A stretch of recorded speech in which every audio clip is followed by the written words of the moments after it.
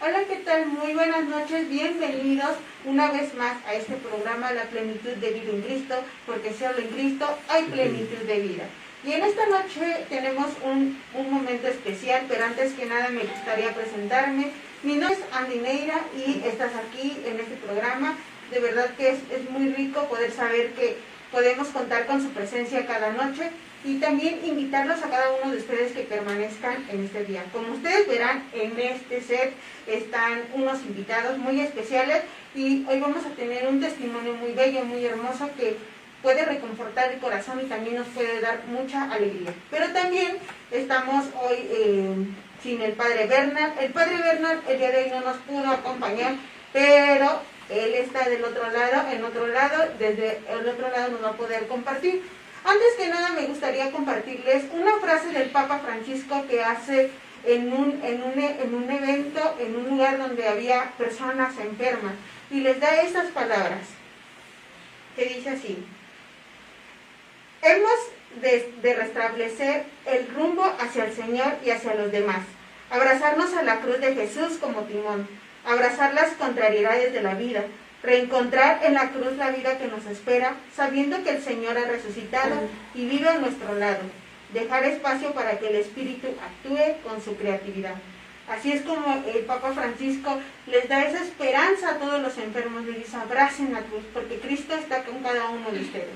Y para no hacer más largo esto, les pedimos unas disculpas por el tiempo. Ustedes saben que aunque uno quisiera ser perfecto, a veces no se da, pero ya estamos aquí. Y les voy a pasar al otro lado donde está con nosotros el Padre Bernard. Desde allá él nos va a poder compartir un poco de esta experiencia. Y el tema de hoy, ¿cuál es el tema? Pues el tema de hoy es: no tengas miedo en la guerra. ¿Qué es eso? ¿Cómo lo podemos experimentar? Pues bien, vamos allá hasta con el Padre Bernard para que él nos pueda dar un poco de esa palabra que Dios tiene preparado para nosotros el día de hoy.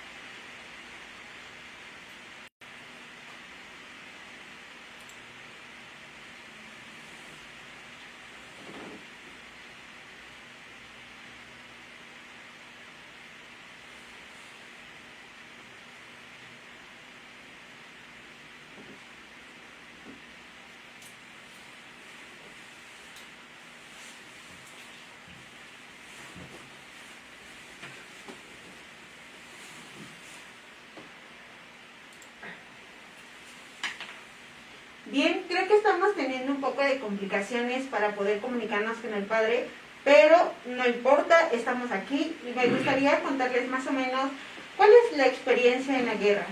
Nosotros cuando hablamos de guerra justamente pensamos que cuando nosotros vamos a otro lado y empezamos a pelear por cosas, pero hay que recordar que la guerra es una guerra que nosotros vamos viviendo contra la vida, contra las cosas que se van pasando en nuestra vida. Y la guerra siempre nos va a ayudar a ser personas más inteligentes, pero también personas más conscientes de la vida y de cómo debemos de experimentar todas estas cosas. Pero aquí el punto clave e importante es que Jesús viene con nosotros y está con nosotros. Y como les decíamos, dado que el Padre ahorita está teniendo un poco de problemas con el internet, me gustaría presentarles a la familia Corona León. Bienvenidos, buenas noches. Buenas noches. Ellos tienen un hermoso testimonio y en ese testimonio ellos nos van a platicar cómo ha sido la guerra durante todo este tiempo.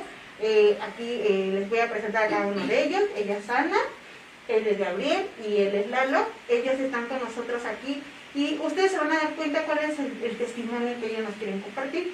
También recordar como aquel personaje tan emblemático, pero también importante dentro de la Biblia, que es Job.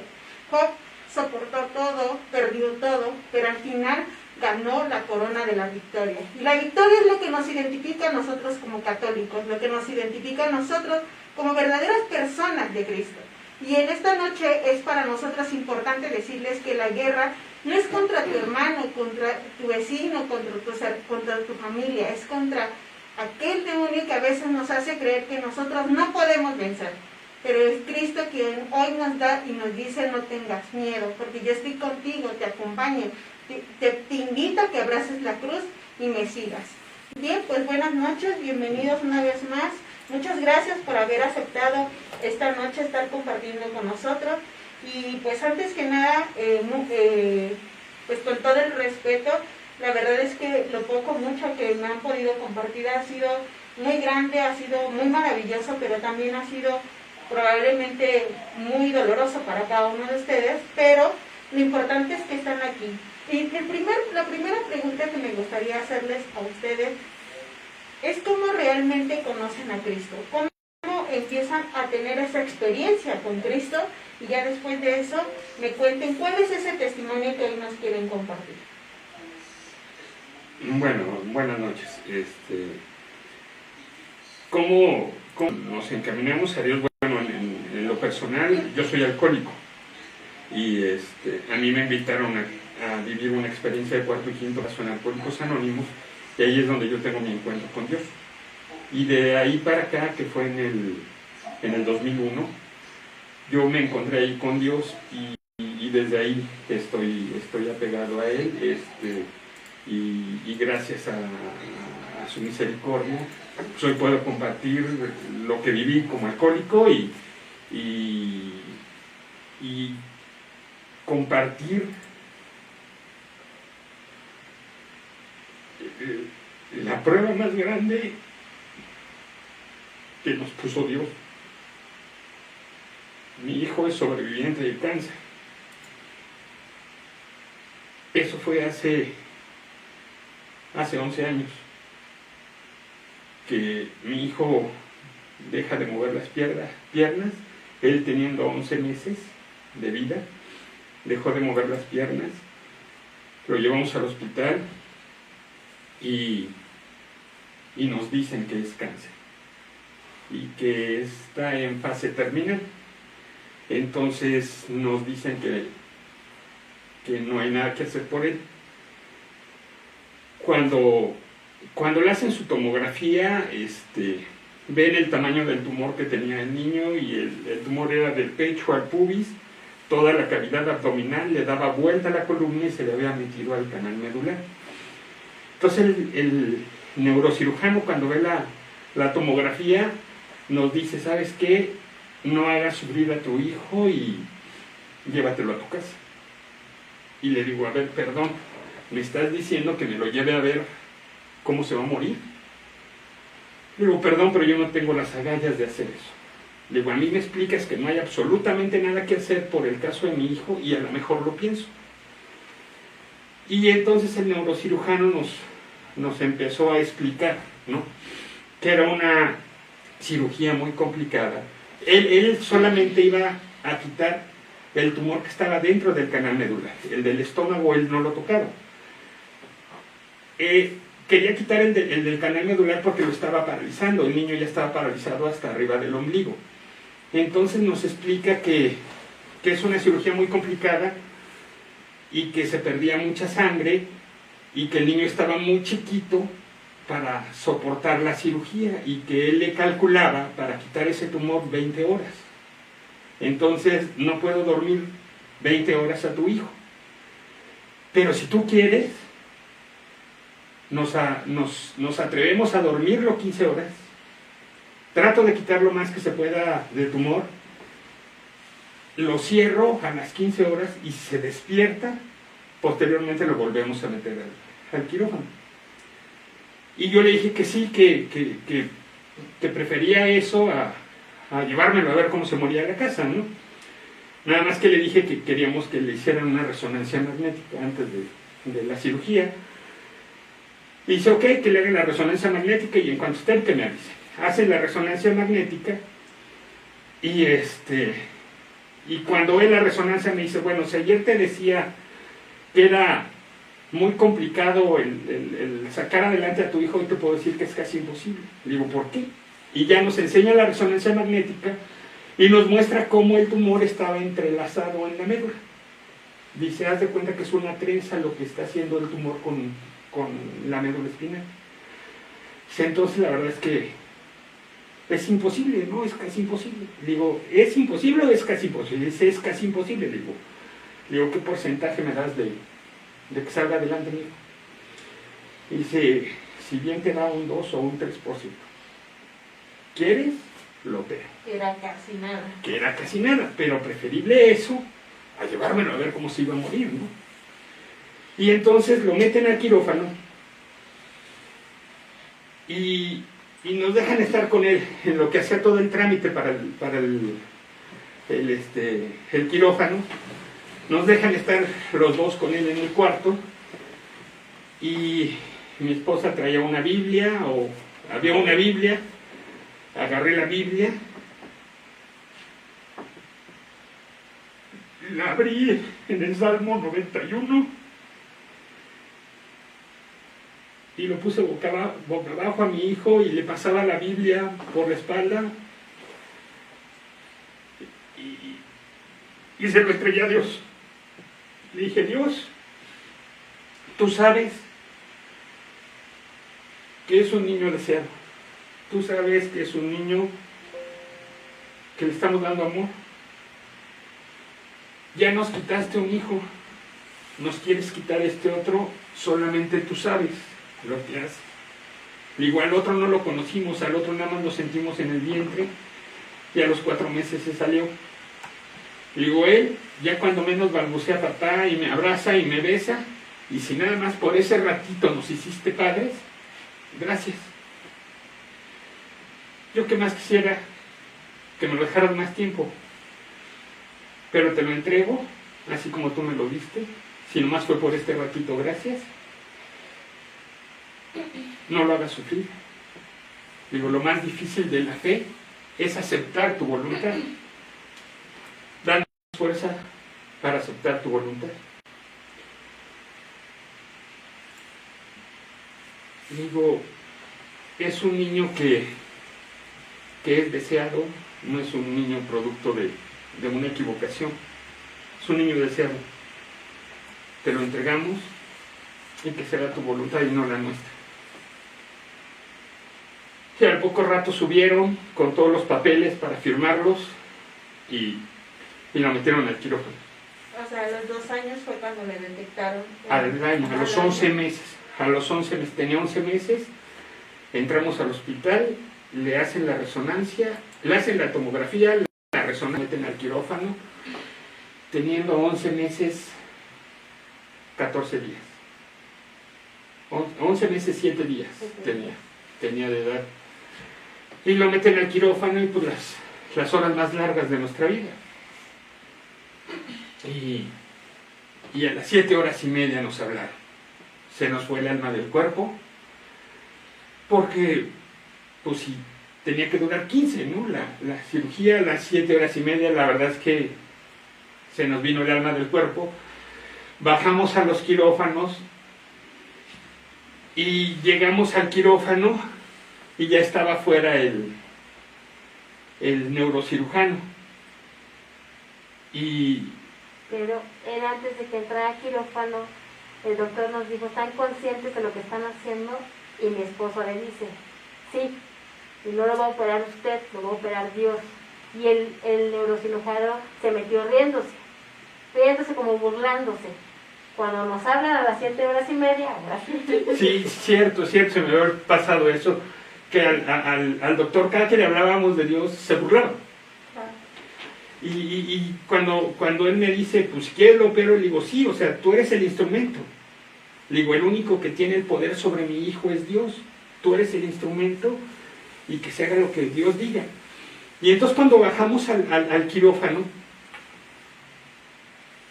estaba ya fuera el neurocirujano. Y yo la verdad, yo le dije, no se pudo. Y me dice, no, sí, ya terminé. Le digo, ¿cómo que ya terminaste? Le digo, si tenía que ser 20 horas, dijiste 15, y ¿cómo que son 7 y media? Y dice, ya terminé. Y dice, mira, aquí está el tumor. Y ya lo traía en una bolsa, parecía un gusano, una tripa, una lombriz, el tumor. Y en la otra mano traía la resonancia magnética, ¿no? Y dice, mira, aquí perfectamente se ve cómo está entrelazado el tumor con la médula. Pero cuando abro a tu hijo, no estaba entrelazado el tumor, solo estaba por encima. Y dice, entonces lo pude quitar con relativa facilidad. Aquí está el tumor completo del canal medular. Ahorita lo están cerrando a tu hijo, le están poniendo el germen. Dice, está estable tu hijo. Al rato lo podrán ver. Eso fue como a las 4 y media de la mañana que terminó la cirugía. Nos dejaron pasar a verlo hasta las 12 del día. Y una experiencia espeluznante, ¿no? Una experiencia espeluznante. Porque estaba conectado a todos los aparatos que solamente en las películas vemos. Y con el ti, mi esposa se me desmayaba, no la aguantaba, y no sé cómo, lo tenían crucificado, porque lo tenían amarrado de las manos, porque tenía catéteres en todos lados, y lo tenían amarrado de las manos. Los pies no se los amarraron porque estaba paralizado de la cintura para abajo. Y de repente no sé cómo vuelto a la cama y mi hijo subía y bajaba la pierna derecha. Y le digo a mi esposa, le digo, está moviendo la pierna, ¿no? Entonces reaccionó ella. Y nada más ahí te dejan estar 15 minutos en terapia intensiva.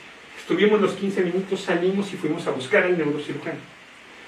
Y le dijimos, oye, el niño mueve la pierna derecha. Y me dice, no, eso es imposible. Nos explicó cómo había hecho la cirugía, cómo había abierto la columna, y cómo había quitado el tumor, y los injertos, y cómo había cosido. Y dice, eso es imposible. Y dice, miren, ustedes como papás, cualquier impulso, cualquier tic que ven en la pierna, creen que es un movimiento. Le digo, no, es que no es un impulso ni un tic. La sube y la baja. Y dice, no, eso es imposible. Le digo, sube a verlo. Hizo un San Quintín para que nos dejaran pasar otra vez a terapia intensiva. Entramos a terapia intensiva y el niño subía y bajaba la pierna. Se voltea y me dice, ¿sabes qué? Tu hijo es un milagro. Sí, tengo 15 años haciendo este tipo de cirugías. Y en 15 años, en primera, nunca se había equivocado una resonancia magnética. Es el estudio más exacto que podemos tener. Con tu hijo se equivocó. Y segunda, después de lo que le hice a tu hijo, el que más rápido tuvo sensibilidad, no movimiento, sensibilidad, fue después de un mes. Tu hijo no tiene ni 12 horas que lo acabo de operar y ya mueve la pierna, jamás lo he visto. Y ahí es donde le dije, gracias a Dios. Se volteó y me dice, sí, gracias a Dios. Esa fue la primera vez que el Señor se manifestó conmigo. Y a partir de esto decimos, ¿no? A lo mejor, bueno, qué padre, gloria a Dios y todo. Pero ahí es donde empieza la verdadera guerra. Es donde sí. Empieza el verdadero confiar en Dios, ¿no? Porque probablemente a lo mejor todo esto tuvo a un efecto, tuvieron que luchar muchas veces. Muchísimas veces. O sea, esta fue el que le quitaron nada más el tumor del canal medular. Faltaba el del estómago. Y cuando nos dijo que era un milagro, me dice, ¿sabes qué? Yo te recomiendo que en este hospital no le toquen el tumor del estómago. Si no hay personal capacitado para el tumor del estómago. Llévatelo al 20 de noviembre. Como si fuera muy fácil, ¿no? Pedir, cámbiamelo al 20, ¿no? Pero ahí se manifestó otra vez Dios. Porque mi esposa le habló a su jefa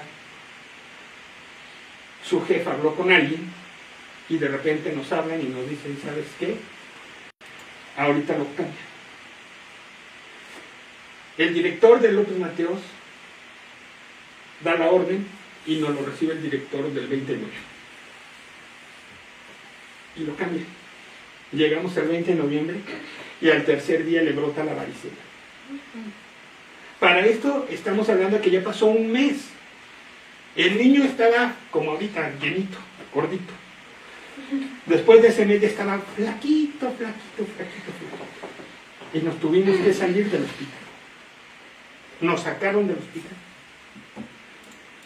Convalecimos 15 días. ¿Por qué toco este punto? Porque si no lo hubiéramos sacado esos 15 días y le empiezan a dar las quimioterapias a mi hijo, se muere. Porque estaba flaco. Desganado mi hijo. Dios ahí no se equivocó y le manda la varicela y nos mandan a descansar 15 días. Se recupera mi hijo y regresamos a las quimios. 6 meses de quimioterapias, le sacan otra resonancia magnética y nos lo desahucian. Porque nos dicen que el tumor no se había reducido, que se había reducido cuando mucho un 10, un 15%. No lo desahucian, ya no hay nada que hacer con su hijo. Y agarramos y nos subimos con la jefa de oncología y le decimos, oye, ¿sabes qué? Tu doctora me está diciendo esto. Y me dice, si te está diciendo eso, no hay otra cosa que hacer. Le digo, no, doctora, pero es que mi hijo puede sanarse. Me dice, no.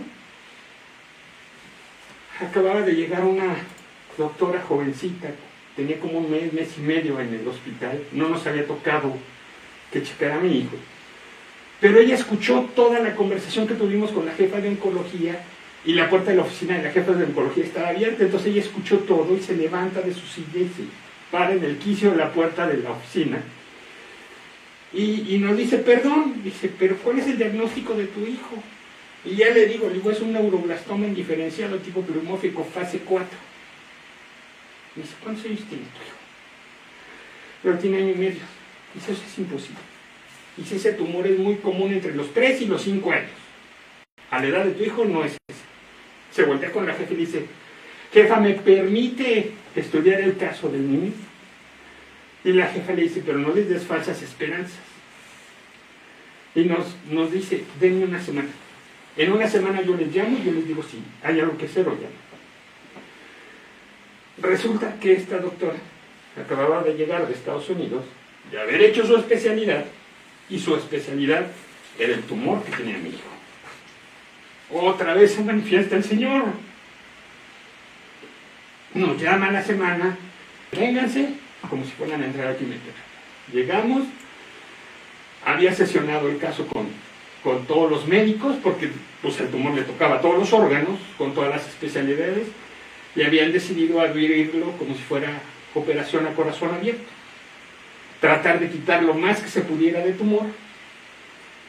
Dice, lo abrimos, quitamos lo más que se pueda. Si no se puede quitar tumor, lo biopsiamos y lo mandamos a patología porque va mutando el cáncer con las quimios. Dice, y si no, tengo 20 tratamientos más de quimioterapia. Y la verdad yo le dije, ¿por qué no le sigues dando quimioterapia? Dice, no, es que es cáncer y si no lo atacamos nos va a ganar. Pero el riesgo era otra vez muy grande porque tocaba todos los órganos, corazón. La vena cava, la vena aorta estaban envueltas en tumor, o sea, y dice, la probabilidad de que se nos vaya es mucha. Y yo le digo, ¿qué? ¿Dónde te firmamos? Le firmamos y volvimos a abrir la Biblia. en el Salmo 91 y se la pasamos por el estómago y se lo volvimos a entregar a Dios. Y le digo, ya lo hiciste una vez, lo puedes hacer otra vez. En tus manos lo ponemos y que se haga tu voluntad. Una cirugía que iba a durar entre 8 y 12 horas y lo metemos al quirófano. Las 2 veces que me tocó dejarlo en el quirófano a mi hijo, muy difícil, porque sabía que lo estaba llevando al patíbulo. Lo dejo en el quirófano y a las 2 horas y media nos sale. Y le digo a mi esposa, le digo, yo creo que no pudieron, nada más biopsiaron y lo cerraron, ¿no? Subimos al quirófano y sale el de cirugía pediátrica y nos dice, ya acabamos. Le digo, ¿cómo que acabaron? Dice, sí. Dice, no lo operamos como habíamos quedado. Dice, yo tenía un presentimiento con Lalo. Dice, entonces yo hablé con los médicos y les dije que me dieran permiso de entrar primero yo. Dice, hice una incisión aquí y no encontré nada. Pues lo hice un poquito más grande y no encontraba nada. Dice, para no hacer ese cuento largo, se le hice hasta acá atrás. Y no encontraba tumor hasta que moví el pulmón y entre los pulmones y la columna había un tumor de este tamaño. Le digo, doctor, ¿y todo lo que se ve en la resonancia? Dice, no lo tiene. Digo, entonces nunca tuvo el tumor. Y dice, no, sí, está la cicatriz de la quimioterapia, ¿no? La quimioterapia va quemando y va dejando cicatriz. Y si está la cicatriz del tumor, ahí está.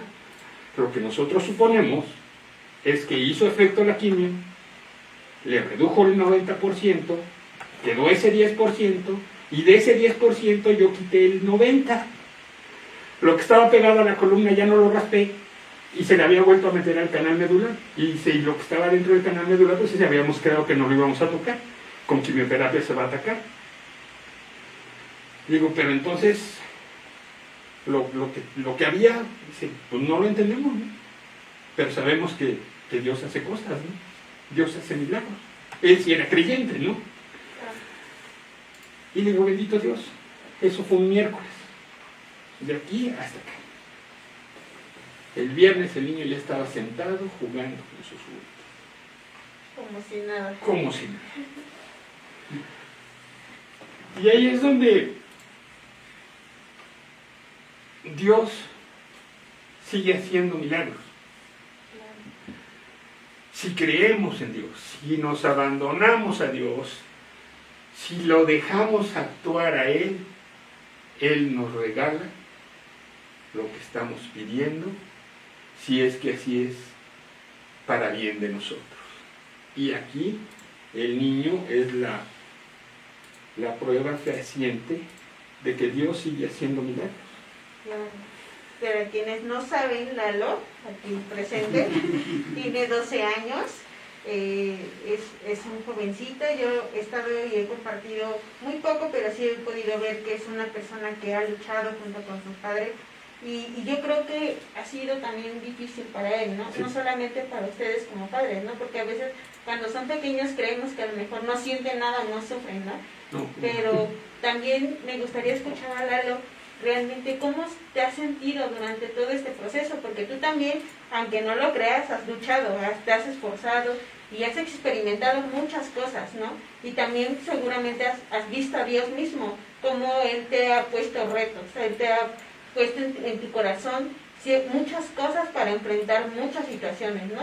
Y me gustaría saber cómo te has sentido durante todo este tiempo, si has realmente visto a Dios mismo en tu vida actual, y que obviamente yo diría que has sido un guerrero, que tu cuerpo y que Dios mismo te han dado esa fortaleza y esa coraza para poder enfrentar esta guerra, que es una enfermedad y probablemente muchas personas adultas dirán, ay, qué imposible, qué difícil podría ser esto, ¿no? Pero un niño es como un poquito más complicado, ¿no? Entonces me gustaría escucharte ¿Cómo te has sentido durante todo este tiempo?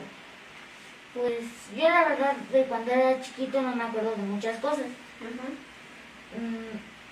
Y pues sigo sin acordarme de varias cosas, pero sí he visto que Dios ha actuado en mí, he ido mejorando a través de los años y creo que Dios es muy grande y que cualquiera que confíe en Él puede lograr cualquier cosa. Y sí ha habido algunos retos, muchas personas se me han quedado viendo, pero no les hago caso, sigo mi vida. ¿Y a ti qué te gusta hacer? ¿Qué es lo que te apasiona hacer, Ver películas. Sí, creo que a todos nos encanta. ¿Te gustan los deportes? Verlos no, jugarlos sí. ¿Cómo cuáles? Béisbol es mi favorito y básquetbol. El fútbol a veces lo juego, pero no me gusta tanto. Muy bien. ¿Y Anita? Bueno, casi no has hablado, no has participado. No. Pero me gustaría saber, María, nuestra madre, fue una mujer que vio morir a su hijo, que ella sabía que su responsabilidad y su entrega era darle vida al Salvador para que Él se entregara por cada uno de nosotros. Yo no soy mamá Anita, pero yo he visto a mi mamá cómo se entrega, cómo se desempeña como mujer, ¿no? Y seguramente a lo mejor algunos verán la imagen de acá atrás que tenemos a María sosteniendo a Jesús, y eso para nosotros representa muchísimo, ¿no? Y tú como mujer, como madre, me gustaría escuchar cómo ha sido esta guerra también contigo, ¿no? Escuchamos la parte de Gabriel, pero me gustaría escucharte a ti, ¿no? Como madre, también fortalecer muchas áreas, ¿no? Porque probablemente lo que estoy viendo es que a lo mejor eras la fuerte, la que mantenía y sostenía, ¿no? Pero ¿qué había en tu corazón en ese momento durante toda esta guerra y que sigues viviendo esa guerra? Pues mira, fue muy difícil. La noticia para mí fue como si fuera una pesadilla. Yo cada que despertaba decía, Señor, dime que es una pesadilla y que esto fue un mal sueño. Pero finalmente era mi realidad. Me costó mucho trabajo aceptar lo que me estaba mandando Dios, siendo que yo siempre había estado en la iglesia, siempre estuve en un grupo de jóvenes, en el coro, en esto, aquello, y decía, Dios mío, ¿por qué? Me costó trabajo aceptarlo. Incluso es una parte que yo creo que todas, en algún momento platicando con las mamás, todas tuvimos una reacción parecida, ¿no? El por qué a mí, por qué a mi hijo, y por qué, pero por qué no, finalmente. Y al principio, cuando estaba en los estudios, esa guerra, esa lucha que yo me tocó vivir, fue muy fuerte y como que yo quise dejar de sentir. No sé, yo decía, si no toco a mi hijo, si no lo acaricio, si Dios decide llevárselo, no me va a doler. Cuando me doy cuenta que lo van a meter por primera vez al quirófano, dije, qué tonta, porque si se me va, no lo aproveché, porque a lo mejor es la última vez que lo veo. Finalmente, sí era la fuerte, sí era la que sostenía. El estilo anímico era no llorar. Yo en el momento que decidí, voy a enfrentar y voy a luchar contra esta enfermedad con la ayuda de Dios, dejé de sentir, pero no de sentir a mi hijo, sino de sentir el dolor y la tristeza, porque me enfoqué más en sacar a Lalo adelante. Fue muy difícil porque la primera lágrima que yo derramé delante de Eduardo, yo era su pilar de él, me decía, tú no, mamá. O sea, él sí podía llorar, papá sí, mamá no. 2 lágrimas, no, mamá. Entonces, sí fue un momento de fortaleza, de enojo, sí puedo decirlo. Me enojé con Dios en algún momento, le dije, ¿por qué a mí, si te he servido tanto tiempo, ¿no? Que es la parte contraria a la gente que no está cerca de Dios. Si yo te he servido tanto tiempo, ¿por qué me quitas un hijo antes que Lalo, que deseaba yo, que no conocí y que hasta la fecha lo lloro mucho? ¿Por qué ahora con esto? O sea, ¿qué hice mal para que me mandes esto? O sea, yo lo sentía como un castigo, ¿no? Claro. Finalmente, platicando con las mamás, que estábamos en la situación, pues todos nos sentíamos así como que, pues, ¿qué hicimos mal para que una criatura de 4, 3 o 11 meses tenga una enfermedad tan fea, tan desgastante y a la vez mortal, ¿no? El día que yo me reconcilié con Dios, finalmente luché toda esa parte de la Biblia y seguía yo creyendo en Él, pero era así como, ¿por qué? Todavía la pregunta de por qué. Cuando sigue con las quimioterapias Eduardo, llega un momento de descuido de los doctores y se nos pone muy mal, muy grave, por cuarta vez. El niño estaba vomitando, tenía diarrea, el médico no la atendía como tenía que hacerlo. Finalmente le vino una acidosis metabólica, todo su organismo se descompensó, el niño se estaba muriendo. No le bajaba la temperatura y ese día yo dije, Señor, yo lo pongo en tus manos. Pero lo más curioso de todo esto fue que cuando estaba tan grave, el mismo Lalo volteó y me agarró de la bata y me dijo, mamá, Dios. Dije, pues rézale tú, porque tú eres el niño más, o sea, eres un ángel. No, tú. Era como tú reconcíliate con él, porque tienes que hablar con él. Ya tenía el monitor del corazón, me dijeron, háblale a su papá, porque el niño, pues horas, es horas. Yo lo único que le hice fue hablarle a Gabriel, a mi esposo, y decirle, el niño no le baja la temperatura, dice el doctor que te vengas, por favor, porque te está pidiendo el niño. Nunca le dije, el niño se está muriendo. Yo lo tenía enfrente, estaba muriendo. Su nivel cardíaco estaba muy bajo. Me sacan en ese momento y me voy a un rincón, a una ventanita así, donde alcanzaba a ver apenas una lucecita. Dije, Señor, yo que no he sido lo que tú has querido y que esto no es un... Son pruebas para demostrar qué tan grande es mi fe y que yo trabajé tanto tiempo contigo y que me estás... Son pruebas que nos hacen más fuertes y que en este momento tengo que decirte, aquí estoy y sigo confiando en ti a pesar de lo que yo tengo. Mi hijo se está muriendo. Y así como María aceptó, porque finalmente ella sabía hacia dónde iba el Señor, a dónde iba Jesús, a la cruz. ¿Quién soy yo para no aceptar lo que está pasando? Finalmente, como madre, yo te pido, Señor, que me lo dejes, si va a estar bien. Si lo vas a dejar mal, no quiero que verlo sufrir, pero tampoco es lo que yo quiera. Finalmente, en este momento, le pedí perdón al Señor, le dije, discúlpame por haber sido rebelde, por haberme enojado, por haberte desafiado, por haberte dicho, es que no puede ser que estés dejando si yo te serví. ¿No? Finalmente, no fue un divorcio con el Señor, pero sí era como una barrera la que yo tenía hacia Él. Y en ese momento me desmoroné y le dije, aquí estoy nuevamente, te entrego a mi hijo, tú me lo diste, tú sabes si me lo quitas. Finalmente que se haga tu voluntad, Señor, y no la mía. Pero dame fuerzas porque sería el segundo hijo que te llevarías.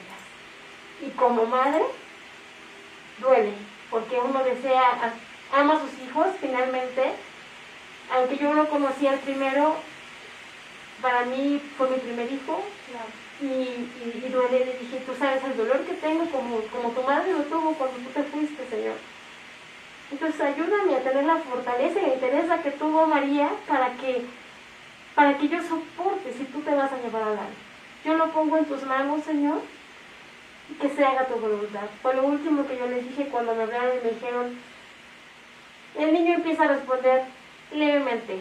En eso llegó él, Daniel lo jaló y le dijo, papá Dios, yo no sé si él también estaba enojado con Dios, y él también pidió por él. Finalmente, como a las 3, 4 horas se empezó a estabilizar, lo metieron a terapia intensiva otra vez. Ahí fue una lucha muy fuerte porque Lalo me rechazó.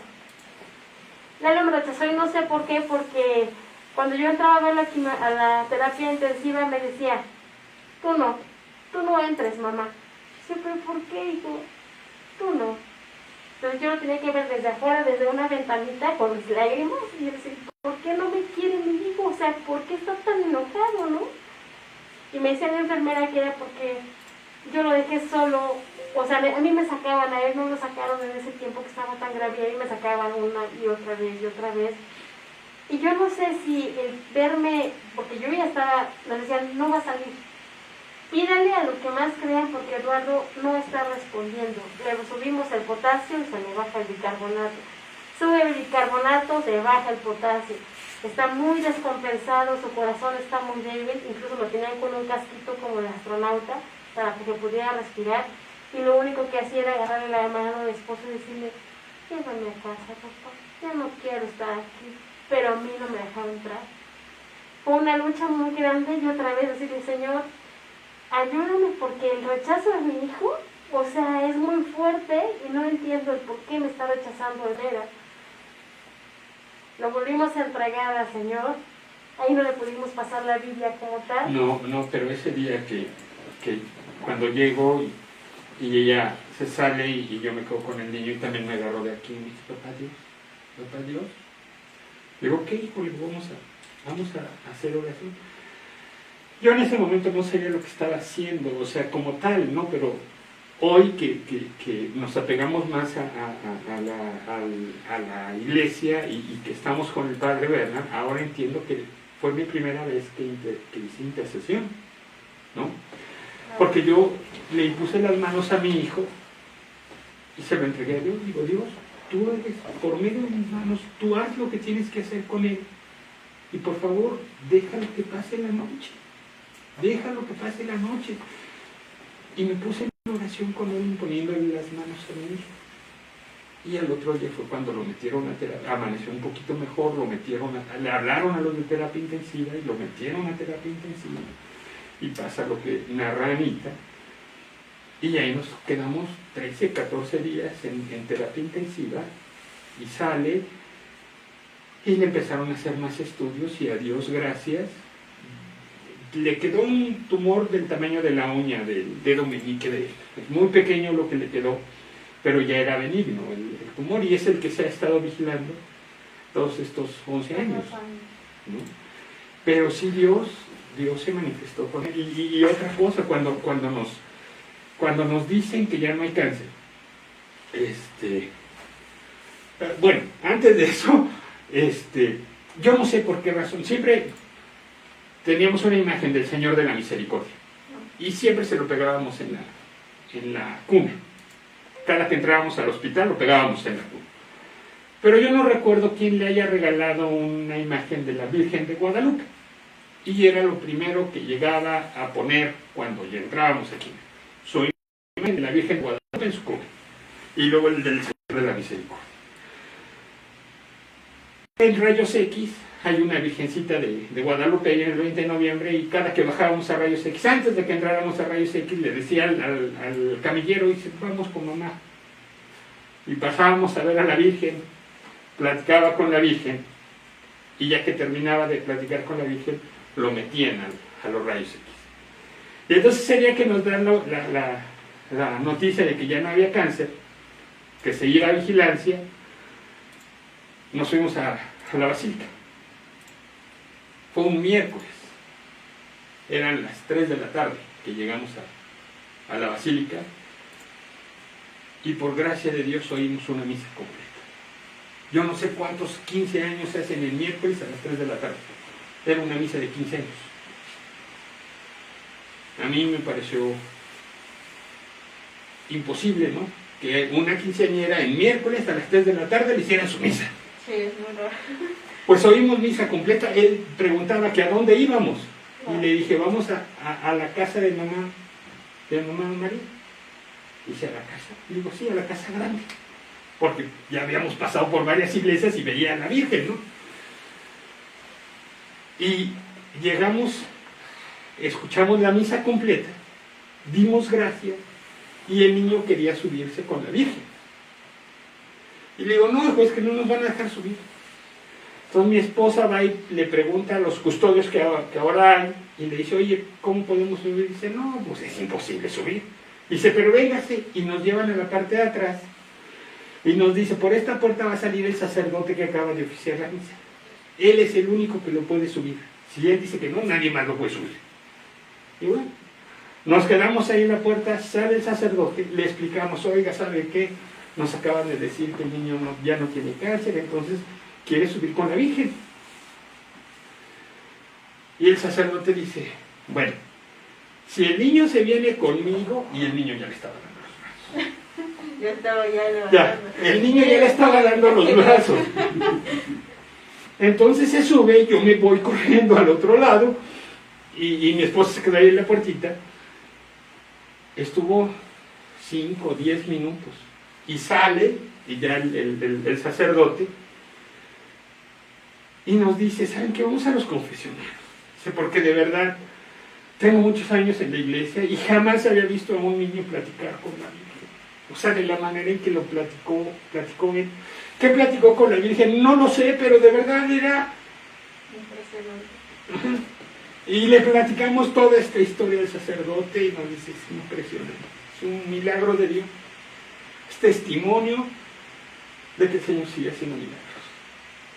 Y de verdad, o sea, la Virgen, él es muy devoto de la Virgen de Guadalupe. Tiene 2 mamás. Incluso Sí. en una ocasión, todavía no teníamos la imagen de la Virgen, bajamos a Rayos X, yo no había visto a la Virgen que estaba allí, y me dice, mamá, y mande, y me dice, no, tú no, la mamá, mi otra mamá, y tú, o sea, pero como otra mamá, o sea, ya dije, ¿cómo? Y me señala hacia el cuarto, y veo el nicho de la Virgen, y digo, la Virgen, sí, mi mamá, y lo senté ahí, y me dice, vete, y le cerré la puerta, y yo nomás veía que movía sus manitas y platicaba con la Virgen. Y entonces ya me hace ver y digo, ya, me dice ya. Se persinó, lo levanté y me ayudó. Entonces yo en casa tenía imágenes de Cristo, no de la Virgen, sí creo en ella, pero no tenía imágenes de la Virgen. No entendí cómo él le decía mamá sin que yo tuviera una imagen de la Virgen y decirle, es mamita María, ¿no? Finalmente yo siento que es pues un ángel de Dios lo que yo tengo en mi casa y para mí es algo maravilloso, es un regalo de Dios. Y con todo lo que vivimos y toda esa guerra y toda esa preocupación y todo eso que hemos vivido, que ha sido muy fuerte, nos ha dado fuerza y es nuestro motor para salir adelante. Y que a pesar de todo lo que vivimos, yo sigo dando gracias a Dios del hijo que tengo y de que siempre estuvo con nosotros el Señor, jamás nos abandonó, aunque yo me sentía abandonada en un momento, y siempre fue, aquí estoy. Y por algo pasan las cosas que a veces no lo entendemos, y que pueden pasar muchos años y que seguimos preguntándonos por qué nos tocó vivir esto. Pero finalmente, si tú no te sueltas de la mano de Dios, suceden cosas muy bonitas y muy milagrosas. Y Claro. cualquier guerra, agarrados de la mano de Dios, podemos salir avantes de ella, ¿no? Y aquí está la prueba más palpable. Y nos ha costado mucho trabajo después de que salimos del hospital. Todo lo que tú quieras ha sucedido también, pero estamos agarrados de la mano de Claro Dios. que sí, y eso es algo que comúnmente nosotros tenemos que ir experimentando y pues agradecerles mucho, abrir su corazón porque hemos escuchado esto y a veces son cosas que mucha gente no se atreve a decir por miedo, por pena, por incertidumbre, ¿no? Pero también confiamos mucho en que Dios va a seguir haciendo obras porque esto es el principio y el inicio de muchas cosas que vienen para Él, porque pues uno podría decir, no, pues no sufren, ¿no? Como decía hace rato, pero en realidad nosotros nos damos cuenta que podemos enfrentar eso y más. ¿Y ibas a decir algo? Yo quisiera platicar algo que me pasó. En una iglesia a la que íbamos, que se llama Cristo Salvador, había una imagen de la Virgen más grande que mi papá. Ajá. Era una estatua, yo le digo estatua, no sé cómo se llama. Y la daban a las casas.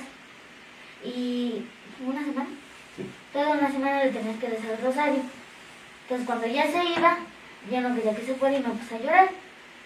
Entonces de repente teníamos una rosa blanca y se empezó a abrir. Es algo pues muy grande y decirte también a lo que las dificultades, las penas, lo que vivimos, lo que sufrimos, tiene una recompensa y la recompensa cuando tú te sientas que no puedes lograrlo, siempre permanece en Cristo. Y Mamita María es nuestra fiel seguidora, nuestra protectora y y nuestra maestra sobre todo. Nos enseña a ser fuertes y valientes y a enfrentar penas, a enfrentar a lo mejor calumnias, pero tú siempre mantente, siempre soportando y con Jesús y con María. Y pues vamos con el padre Berna, y ahora sí ya podemos enlazar la señal. Agradecemos a la familia que nos acompaña hoy, pero vamos ahora con el padre Berna.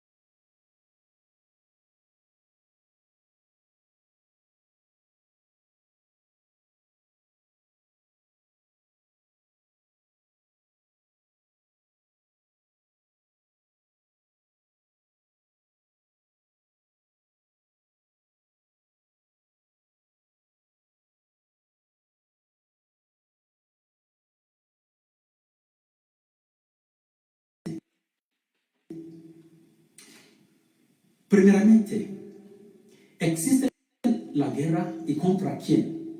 Y les digo que sí, los cristianos, para nosotros existe la guerra.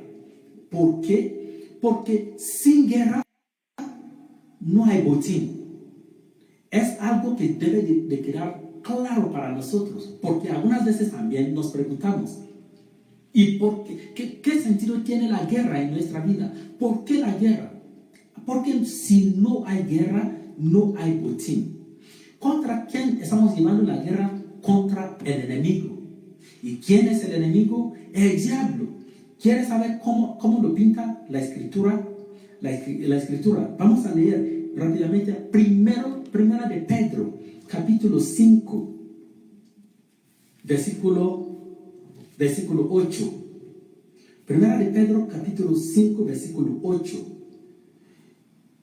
San Pedro, nuestro hermano, nos dice: sean sobrios y estén vigilantes, porque su enemigo, no pretendes que no tienes enemigo como cristianos, y lo define muy bien, porque su enemigo, el diablo, ronda como león rugiente, buscando a quien devorar. Aun si tú no quisieras llevar esa guerra contra él, ya está llevando la guerra contra ti. Así que más te vale que estés despierto a la realidad y también saber que hay una situación. Entonces, el diablo, el dragón, dice Apocalipsis capítulo 12, versículo 17, ha declarado una guerra. en contra de ti. Lo leo.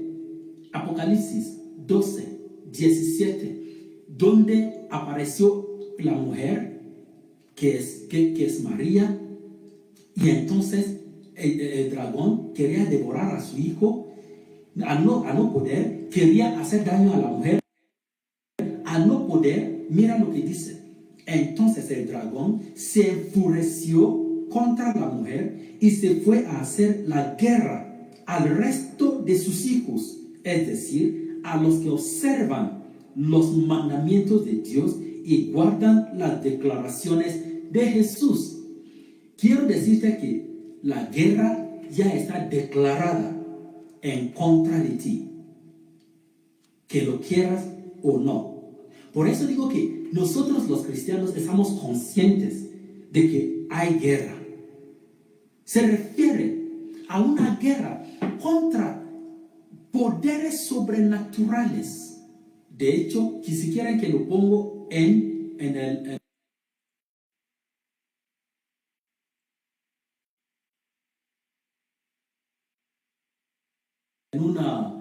un singular, poder natural, porque el agente de todo eso es el diablo, aunque tiene sus agentes.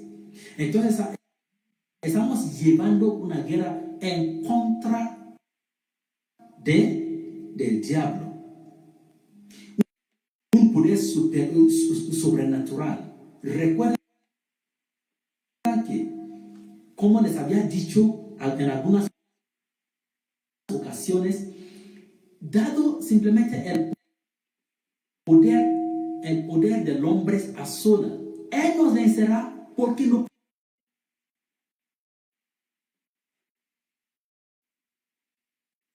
podemos a solas. Somos seres humanos y estamos hablando de poder sobrenatural. Pero miren que lo que pasa es que Pablo nos dice que él se llama príncipe de este mundo. Les recomiendo que lean segunda de Corintios. A ver, rápidamente, también podemos leer esto. Segunda de Corintios, capítulo 4, versículo 4. Él dice: se niegan a creer, porque el Dios de este mundo los ha vuelto ciegos de entendimiento y no ven el resplandor del evangelio glorioso de Cristo, que es imagen de Dios. ¿Cómo lo llama Pablo? El Dios de este mundo. Y luego se llama gobierno de las tinieblas. Efesios capítulo 2, versículo 2. Luego se llama el príncipe de este mundo. Juan capítulo 16, versículo 11. No vayamos a menospreciar eso. Ahora, luego van a pensar que es una manera de decir, es solamente un mito. El Papa Francisco, ¿se acuerdan de cuando él dice una vez? Pueden consultarlo inclusive en el internet, está en todos lados en el internet. En 2017, cuando declaró el 15 de diciembre, dice que no es un mito, es una persona. Hay muchos católicos, o muchos inclusive de mis hermanos, que lo niegan, que dicen que no existe el diablo. Es solamente, mira, no vayan a exagerar. Mire, si no existiera, Jesús no bajaría para destruir las obras del diablo. Y finalmente, ¿cómo es que nos ataca en esa guerra? Nos ataca a través de tentaciones. Vayan a leer ahorita.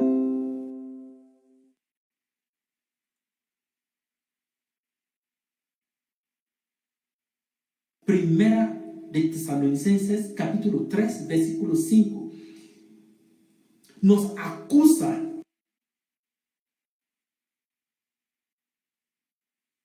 Apocalipsis 12, 10.